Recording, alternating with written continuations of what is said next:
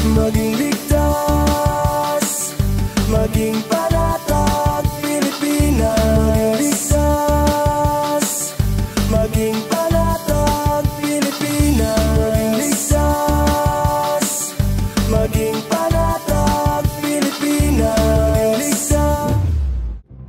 Bawat segundo mahalaga at ligtas ang bayan kung handa ang mamamayan. Ako po si Dominic Almelor at ito ang Civil Defense in Action.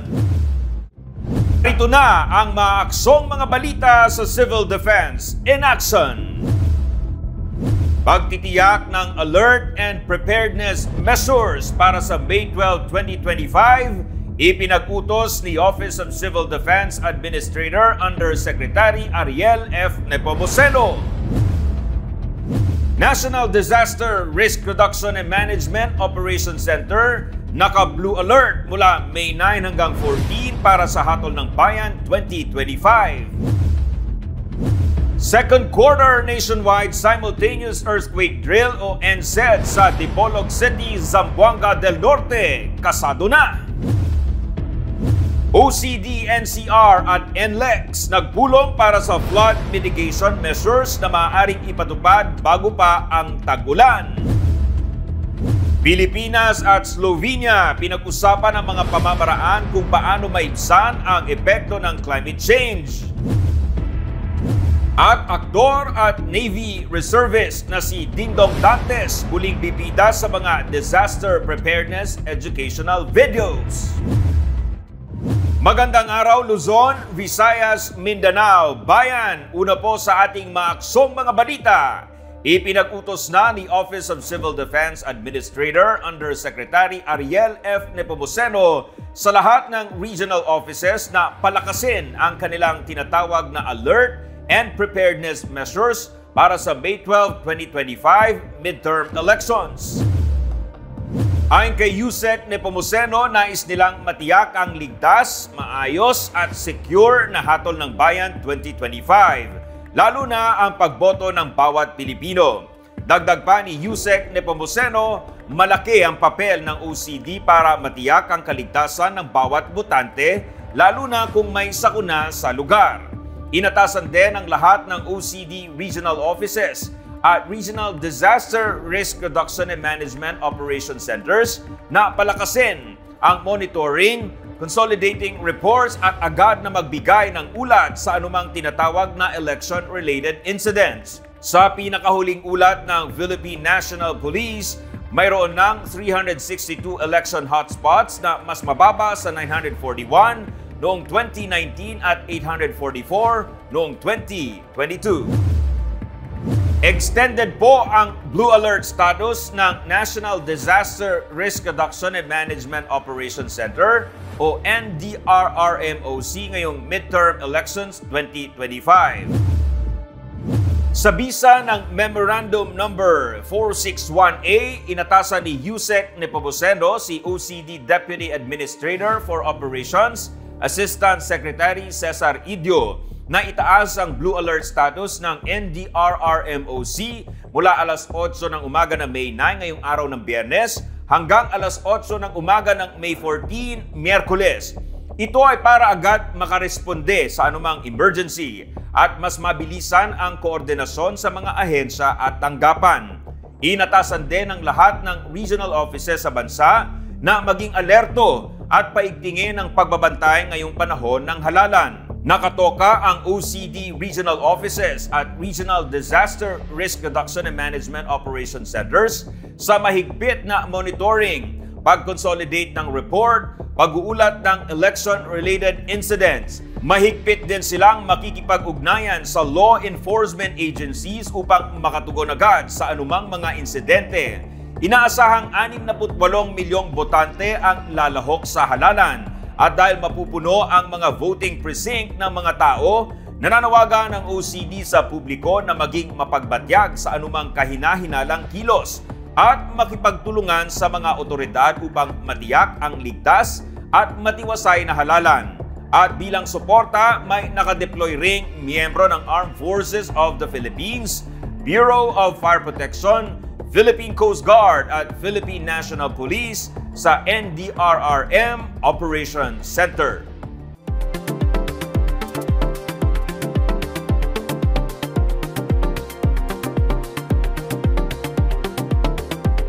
Samantala, kumustahin naman natin ang pinakahuling update sa lagay ng panahon mula sa Pag-asa. Sa kasalukuyan ay wala na tayong minomonitor na low pressure area or bagyo at easterlies na o yung mainit na hangin mula sa dagat Pasipiko ang nakakaapekto dito sa ating bansa. Kung saan ngayong araw ay magdadala ito ng mataas na tsansa ng mga pag-ulan, pagkidlat at pagkulog dito sa may silangang bahagi ng Central Luzon. At sa nalalabing bahagi naman po ng ating bansa ay magdadala pa rin ito ng mainit na panahon lalong-lalo na sa tanghali at pagsapit po ng hapon at gabi ay may posibilidad na tayo ng mga biglaang pag-ulan, pagkidlat at pagkulog na dulot nga po nitong easterlies. Dahil nga po mas napapadalas na yung mga nararanasan nating thunderstorms lalong-lalo na po sa hapon at sa gabi, narito po yung ilang safety tips tuwing makakaranas po tayo ng thunderstorms or mga pagkidlat at pagkulog sa ating lugar. Una na po dito, importante po na kapag meron tayong mga mararanasan na pagkidlat at pagkulog ay magpunta po tayo or pumasok po tayo sa isang enclosed building. Maaari pong pumasok tayo sa ating mga bahay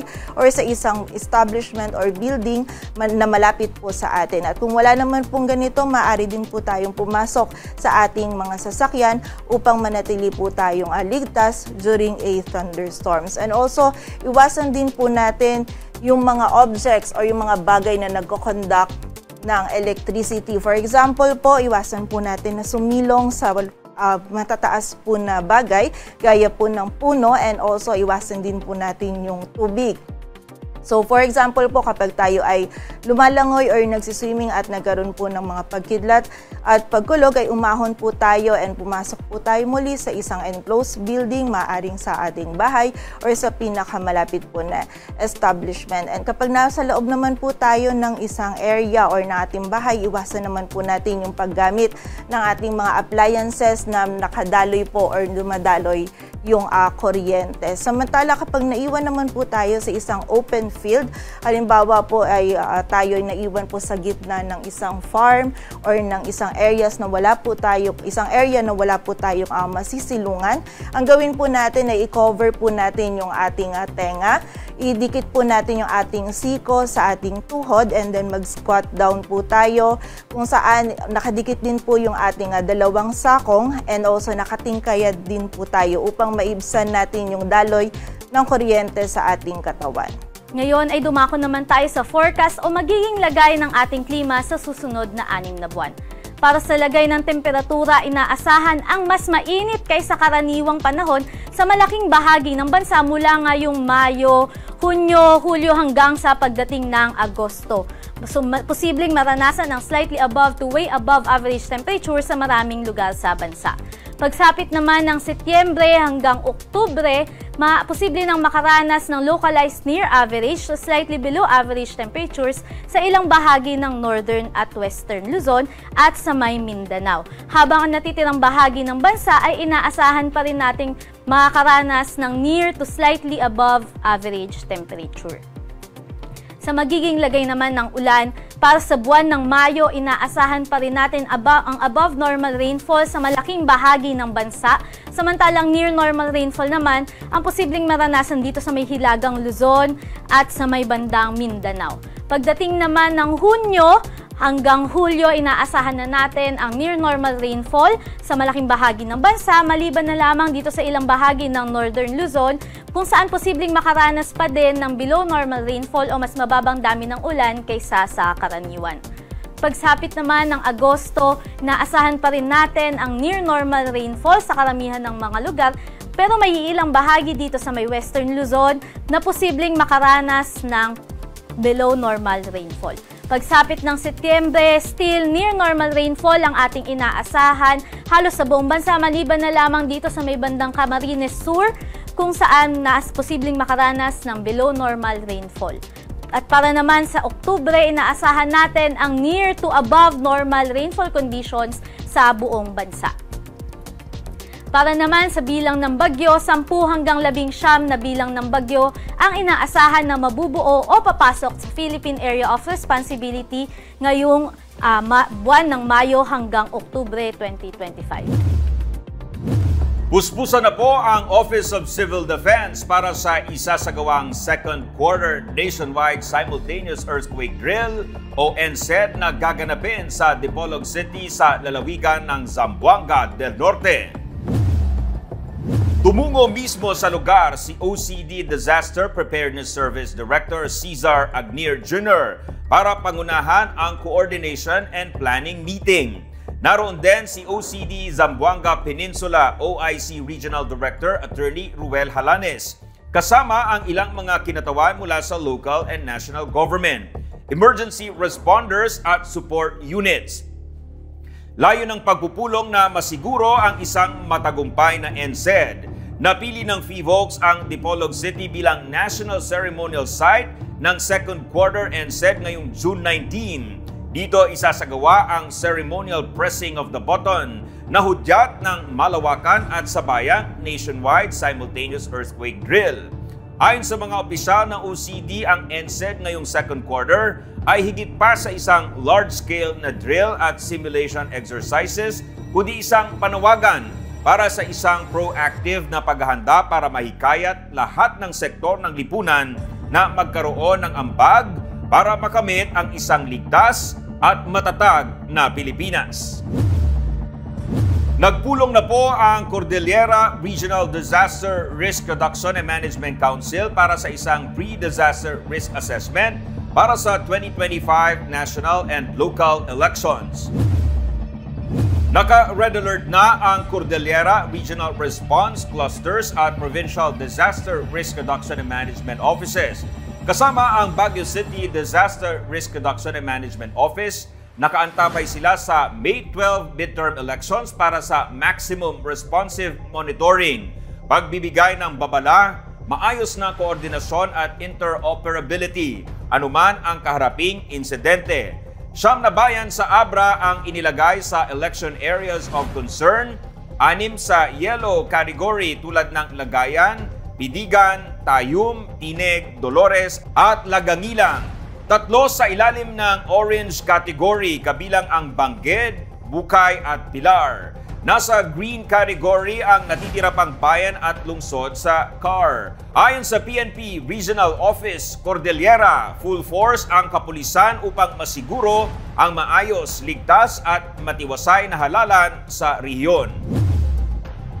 Samantala, upang matiyak ang matagumpay at ligtas na pagdaraos ng Hatol ng Bayan 2025, lalo na sa oras ng biglaang kawalan ng kuryente, agad pong nag-turnover ang Office of Civil Defense Eastern Visayas ng mahigit 50 200-watt solar light sa Commission on Elections, Region 8. Ito ay mandato para mapalakas ang disaster preparedness at response efforts. Sinabi naman ni OCD Eastern Visayas Director Lord Byron Torrecarion na ang hangad nila ay ang tinatawag na resilient at secure na botohan sa pamamagitan ng tinatawag na proactive risk reduction measures. Lumahok ang Office of Civil Defense Central Visayas sa ika-34 na Biennial National Convention of Philippine Red Cross. Pinagbuklod sa isang event ang mga volunteers, staff at partners mula sa 102 chapters ng PRC upang mapaigting ang kahandaan para sa mga susuunging hamon sa bansa. Isa sa highlight sa pagtitipon ang Simultaneous Simulation Exercise o SIMEX na nagpakita ng kahandaan sa disaster response protocols ng PRC sa mga realistic scenario tulad sa landslide sa Davao de Oro, flash flood sa Olongapo, pagsabog ng bulkan sa Negros Occidental, mass casualty incident sa Quezon City at malawakang sunog sa Baseco sa Maynila. Naging sentro rin ang kritikal na papel ng PRC at Red Cross 143 volunteers, pati na rin ang mga asset na ginamit sa mga disaster operation. Malaki naman ang pasalamat ni re-elected PRC Governor and Chairman Richard Gordon at PRC Secretary General Dr. Gwen Pang sa lahat ng mga lumahok sa convention. at pinuri ang collaborative spirit sa PRC Network na lalong nagpapalakas sa misyong makapaglingkod at magligtas ng maraming buhay sa komunidad sa buong bansa.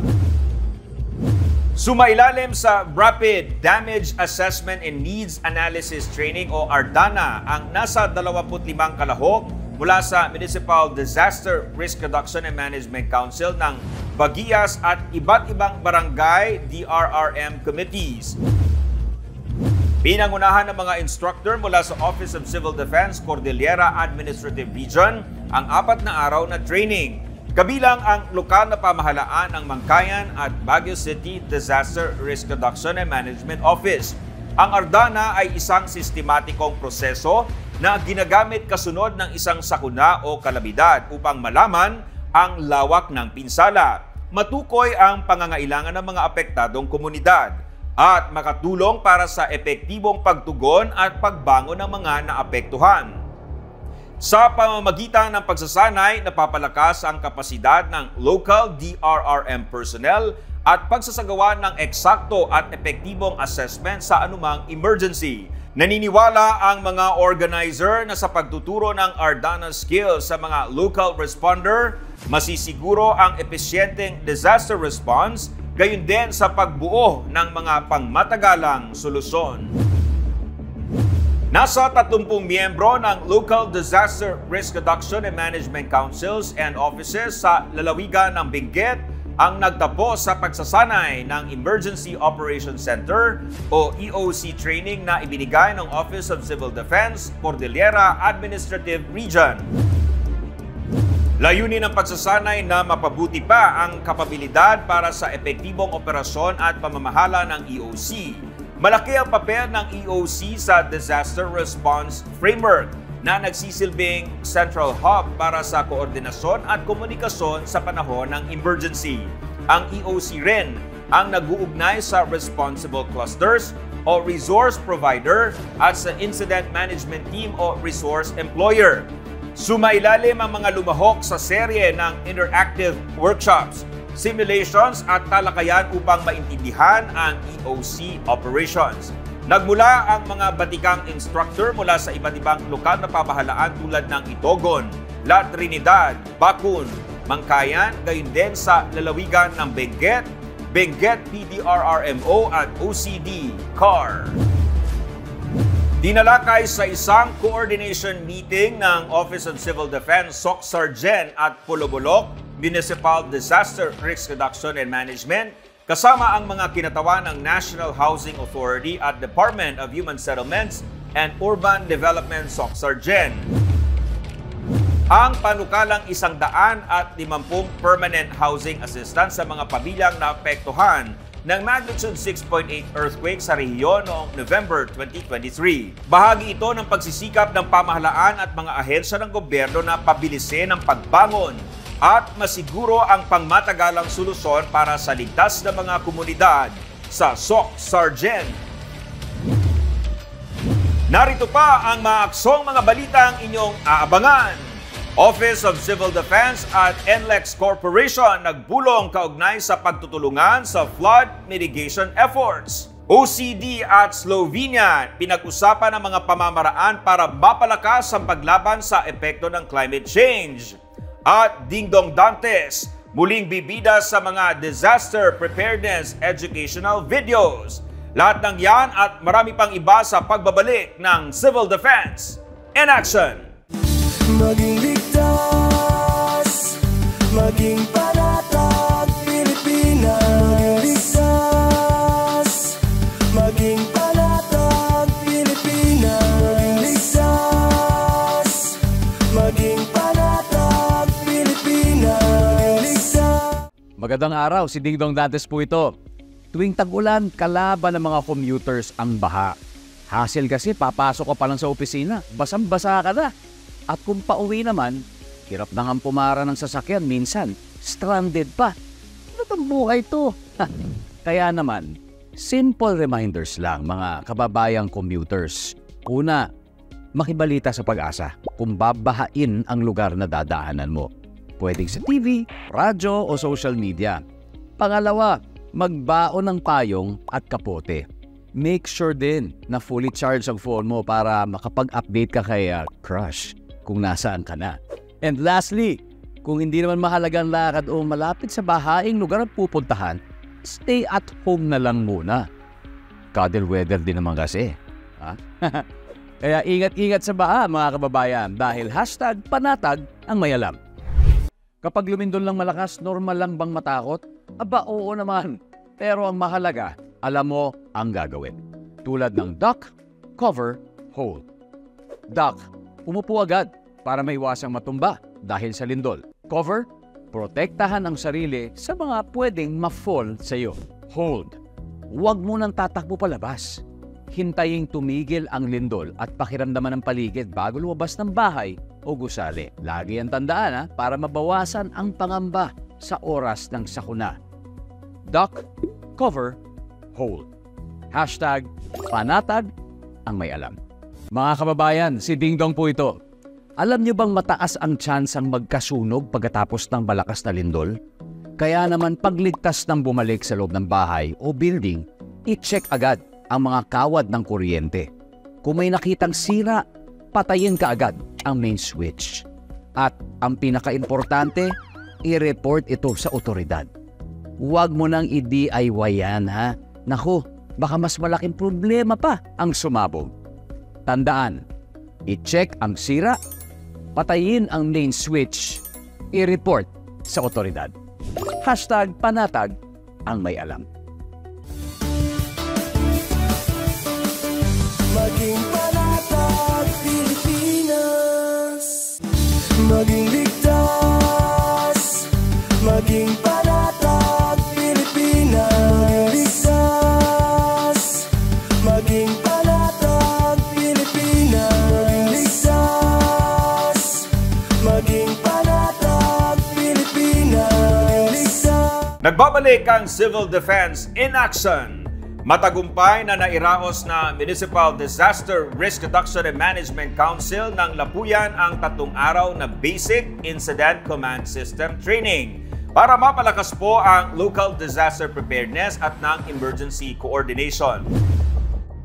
Kabilang sa mga tinalakay at napag-usapan ay ang mga kaugnayan sa ICS structure, operational coordination at ang tinatawag na effective resource management. Sa pamamagitan ng interactive discussions at simulation exercises, ang MDRRMC members ay pinalakas ang kanilang mga kaalaman at karunungan sa disaster response sa pamamagitan ng systematic at organized na pamamaraan.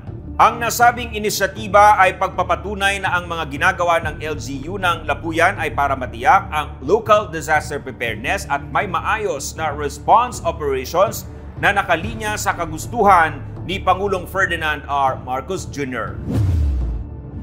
Nagsagawa rin ang pagsasanay ang Office of Civil Defense sa Central Visayas.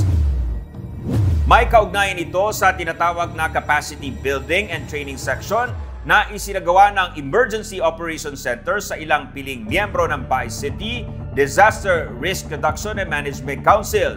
Isinagawa ito sa Dawin, Negros Oriental. Nilahukan ito ng 40 individual. Ikalawang batch na ito ng mga ginagawang pagsasanay base na rin sa kahilingan ng Baay City. Kabilang sa training ay ang kahalagahan ng Emergency Operations Center, ang tinatawag na interoperability ng Incident Management Team and Response Clusters. Samantala, mahigit 30 individual mula sa Catanduanes sa Bicol ang nagtapos sa ika-4 na level ng Incident Command System o ang All Hazards Incident Management Team Training. Sumailalim ang mga ito ng mga pagsasanay sa Provincial DRRM Council members, national government agencies at local DRRM offices. Nanguna sa pagsasanay ang Office of Civil Defense Region 5 at ang PDRRM Office ng Catanduanes. Ang mga nagsipagtapos ay maaaring ma-deploy sa mga tinatawag na major incidents sa Bicol.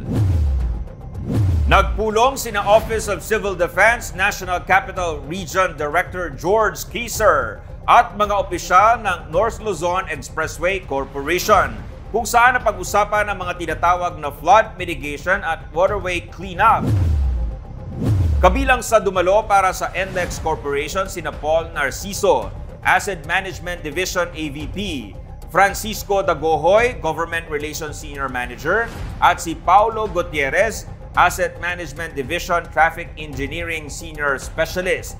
Kasama naman ni Director Kaser sina Rodela Rosario Rodriguez, Chief ng DRRMD, at Marlon Henson Obligado, Chief ng PDPS. Naghayag sila ng suporta sa inisyatiba para sa partnership at kooperasyon sa pagitan ng gobyerno at pribadong sektor para sa mabilis at long-term solutions sa pagbaha.